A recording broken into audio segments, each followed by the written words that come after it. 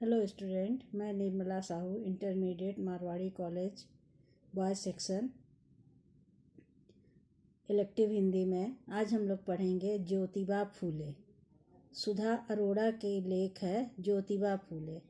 अब ज्योतिबा फूले कौन है, इनके संबंध में बताते हैं कि ये एक इनको महान या महापुरुष की संज्ञा दी गई, महान संत की संज्ञा दी गई, क्योंकि ये संत किसे कहते हैं। अब इसमें यहाँ पर कहने वाली बात है, सोचने वाली बात है कि ज्योतिबा फूले को एक समाज सुधारक के रूप में भी लोग जाने जाते हैं, क्योंकि इन्होंने जो समाज में अनेक बुराइयां थी उन बुराइयों को दूर करने का प्रयास किया और उनको बहुत हद तक दूर भी किए।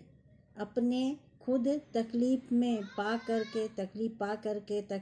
रह करके और लोगों को वो चाहते थे कि एक सभ्य समाज की स्थापना हो, समाज में हर कोई विद्या प्राप्त करे, जो निम्न जाति के लोग थे उनको भी विद्या हासिल हो। क्योंकि पहले का समाज जो था वो चाहता था कि सिर्फ कुछ ब्राह्मण परिवार ही विद्या के जो कहते हैं विद्या लेने के काबिल हैं, बाकी और लोग विद्या के काबिल नहीं हैं, विद्या हासिल नहीं कर सकते। हम देखते हैं प्राचीन काल में समाज के में विभिन्न जातियां थी, जातियों के साथ साथ विभिन्न वर्ग में लोग बटे हुए थे, ब्राह्मण, वैश्य, क्षत्रिय और शूद्र। ब्राह्मण, क्षत्रिय, वैश्य और शूद्र। जैसा कि कहा जाता है कि ब्राह्मण को विद्या का दान मिला हुआ था और उनके हिस्से में विद्या आई थी कि वही है सो विद्या प्राप्त कर सकते हैं और लोगों को विद्या दे सकते हैं। दूसरा था क्षत्रिय। क्षत्रिय किसे कहते हैं कि क्षत्रिय जो थे वो वीरता के प्रमाण हुआ करते थे, वो वीरता हासिल वीरों की गिनती में आते थे। कहीं यदि कोई दूसरा देश या राज्य एक दूसरे राज्य पर आक्रमण कर दिया तो क्षत्रिय लोग उनका मुकाबला करते थे और इसलिए उनको क्षत्रिय माना जाता था, वीर माना जाता था। अब तीसरे वैश्य आ गए। वैश्य कौन है? वैश्य जो होते थे वो व्यापार करने के लिए, उनके हिस्से में व्यापार वर्ग को वैसे कहा जाता था, वो व्यापार करते थे। और चौथे नंबर थे जो शूद्र जाति के लोगों को लोग समाज में हे दृष्टि से देखा करते थे। उनको वो निम्न जाति के होते थे। साफ सफाई का काम करना, जैसे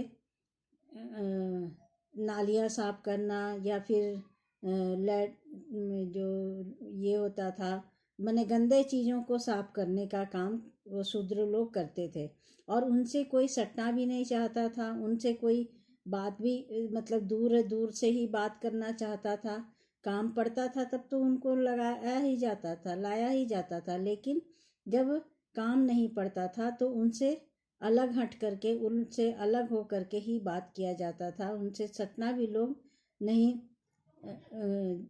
अपना गंवारा नहीं समझते थे। वो सटने से भी वो अशुद्ध अपने आप को मानते थे, क्योंकि ये साफ सफाई का काम करते थे। तो एक तो ये बात सही है कि गंदी चीज़ों के साथ हम गंदा ये करें कि भाई उससे अगर व्यक्ति नहा धो लिया तो वो शुद्ध हो गया, लेकिन जब तक वो गंदे काम करता है और नहाता धोता नहीं है तब तक वो गंदा है, नहीं तो नहाने धोने के बाद में सब शुद्ध हो गया। तो इस चीज़ को लोगों जो उस समय का समाज जो था, वो उस समाज में निम्न शूद्र जाति के लोगों को बहुत ही हीन भावना से देखा जाता था। वो उन लोगों को जैसे समाज के में पहले तो सामाजिक कुएं हुआ करते थे। एक कुआं है, उससे एक कितना गांव का पानी पी रहा है लोग, तो उन लोगों को उस कुएं से पानी भी निकालने का अधिकार नहीं था, पीने का अधिकार नहीं था। कोई अगर दे दिया तो पी लिए। तो इस तरह से मंदिरों में चढ़ने का अधिकार नहीं था। तो बहुत सारे चीज़ें थे जो कोई इस एक दूसरे का पानी नहीं पीता था। तो इन सब चीज़ों को जब ज्योतिबा फूले देखे समाज में, तो उनको ये अच्छा नहीं लगा और वो चाहते थे कि जितने भी रूढ़िवादिता है वो उन रूढ़िवादिता को दूर करें और एक भव्य समाज की स्थापना करें। तो इनको भी एक मतलब जो पूंजीवादी लोग थे, पूंजीपति वाले कहलाने वाले लोग थे, उनको भी उनसे भी उनको नफरत थी। वो पूंजीवादी लोग जो थे वो कम पैसे वाले या छोटे जाति के लोगों से बहुत ही गलत व्यवहार करते थे, उनके साथ गलत व्यवहारों को ही करते थे कि गलत व्यवहार उन्हें उनके साथ बढ़िया ढंग से अच्छे से बातचीत नहीं करना, सब कुछ ये करना। तो यह जो एक महान समाज सुधारक के रूप में ज्योतिबा फूले और उनकी पत्नी जो थी वो एक अपना जो जीवन था वो समाज सुधारक के रूप में लगा दिए पूरे जीवन को, और शिक्षा का प्रचार प्रसार भी किए।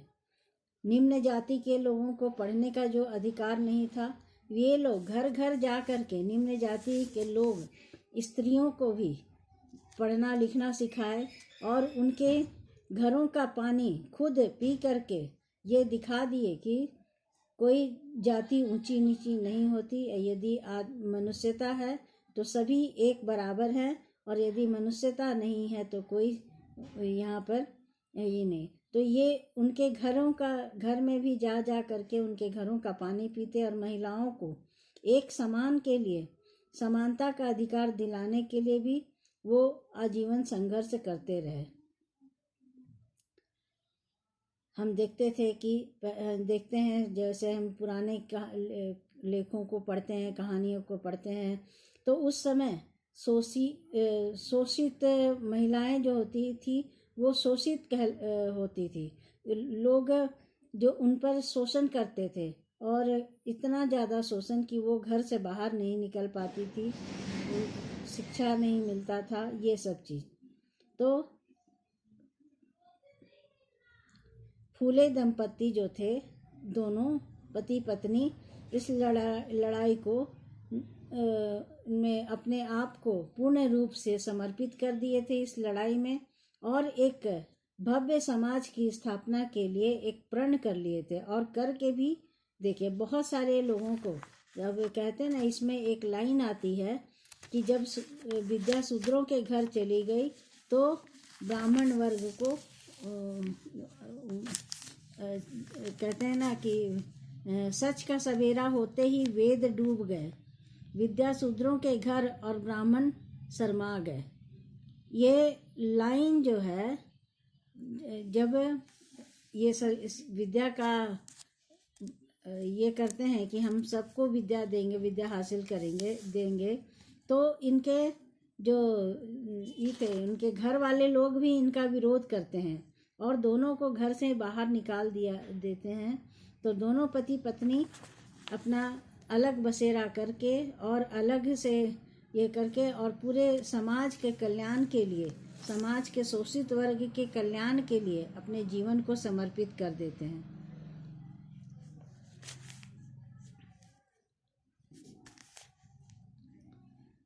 ज्योतिबा जी ने वर्ण, जाति और वर्ग व्यवस्था को शोषण का जरिया बताया, क्योंकि लोग जाति भेद के में पड़े हुए थे कि मैं उच्च जाति का हूँ, वो निम्न जाति का है। इस तरह से लोगों के मन में भावनाएं थी और उन भावनाओं को वो बहुत हद तक दूर करने का प्रयास किए। और उन्होंने इस सिद्धांत का प्रतिपादन किया था कि राजसत्ता और ब्राह्मण आधिपत्य के अधीन धर्मवादी सत्ता आपस में साठगांठ करती है और संपूर्ण समाज का अपने हित के लिए उपयोग करती है। हम देखते हैं कि पूरे समाज में जो उच्च वर्ग के लोग होते हैं, उच्च वर्ण के जाति के लोग होते हैं, वो अपना आधिपत्य जमाते थे कि हमारा ही यहाँ बोलबाला रहे और लोगों को किसी भी में बात का, और जो निम्न जाति के लोग हैं वो किसी चीज़ में भी हस्तक्षेप नहीं कर सकते हैं।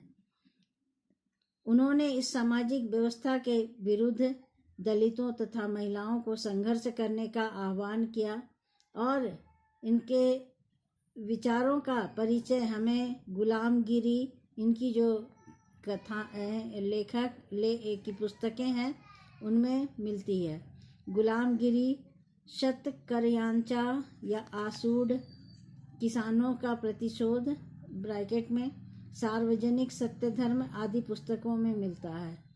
धर्म की जो सीमाएं थी वो उसके परे जा करके फूले ने आदर्श परिवार की अवधारणा इस प्रकार की कि जिस प्रकार परिवार में पिता बौद्ध, माता ईसाई, बेटी मुसलमान और बेटा सत्यधर्मी हो, वह आदर्श परिवार है। ये आदर्श परिवार की परिभाषा इन्होंने ऐसे दिया। तो आज हम लोग यहाँ तक ही पढ़ते हैं, आगे दिन आगे पढ़ेंगे। ठीक है, आज का क्लास